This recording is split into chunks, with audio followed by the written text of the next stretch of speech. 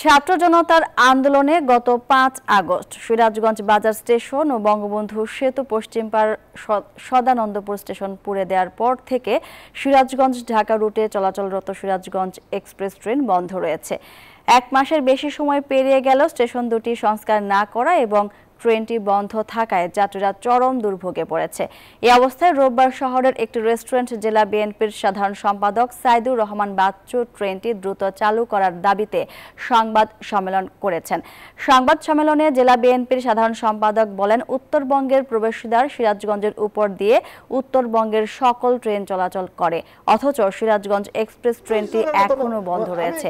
তিনি সংবাদ সম্মেলনে আগামী 7 দিনের মধ্যে সিরাজগঞ্জ এক্সপ্রেস ট্রেনটি চালু করা না হলে বৃহত্তর আন্দোলন গড়ে তুলে উত্তরবঙ্গে চলাচলকারী সকল ট্রেন বন্ধ করা হবে বলে হুঁশিয়ারি দেন।